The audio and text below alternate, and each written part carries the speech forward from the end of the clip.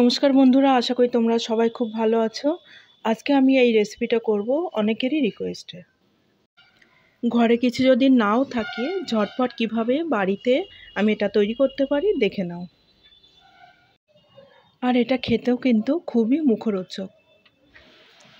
যে কোনো চাল দিয়েই এটা করা যাবে, তবে একটু মোটা চাল হলে বেশি ভালো হয়। চালটাকে আমি ধুয়ে শুকিয়ে নিয়েছিলাম। এর মধ্যে এবার সামান্য একটু নুন দেবো।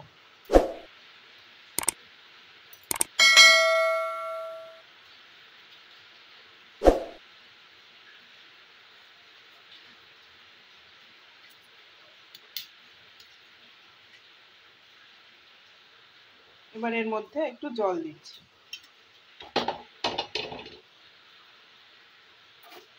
এবার এটাকে মিশিয়ে নিচ্ছি।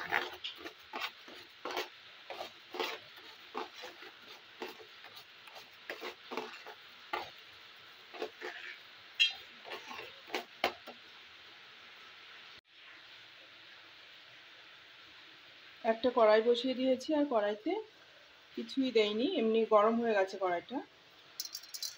এর মধ্যে আমি চালগুলো দিয়ে দেবো।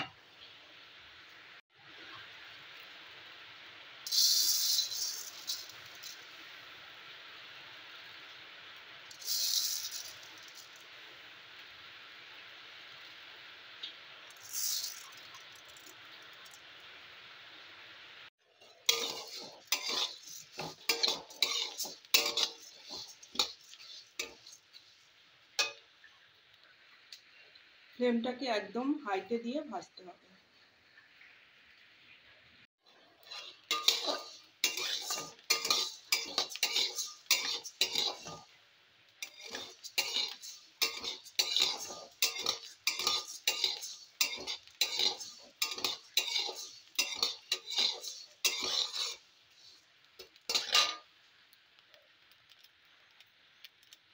ফুটতে শুরু করেছে।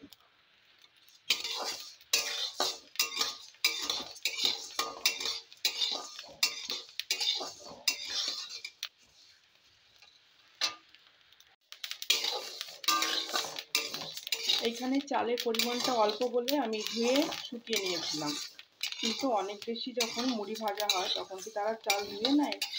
সেটা তো ধুয়ে নেয় না, ভালো করে ঝেড়ে নিলেই হবে।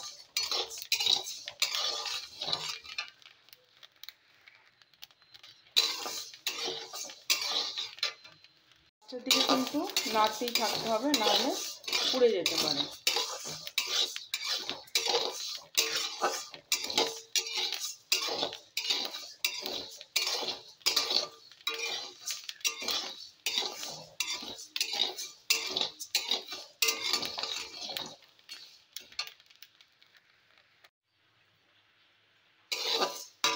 প্রত্যেকটা চালই সুন্দরভাবে ভাজা হয়ে গেছে।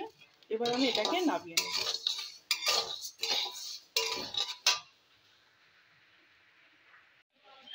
আর এই চাল ভাজাটা কিন্তু অনেকদিন রেখে খেতে পারবে, কিন্তু গরম অবস্থায় কিন্তু কোনো কৌটো বা কন্টেনারের মধ্যে রাখবে না, ঠান্ডা হয়ে গেলেই তারপরে রাখবে।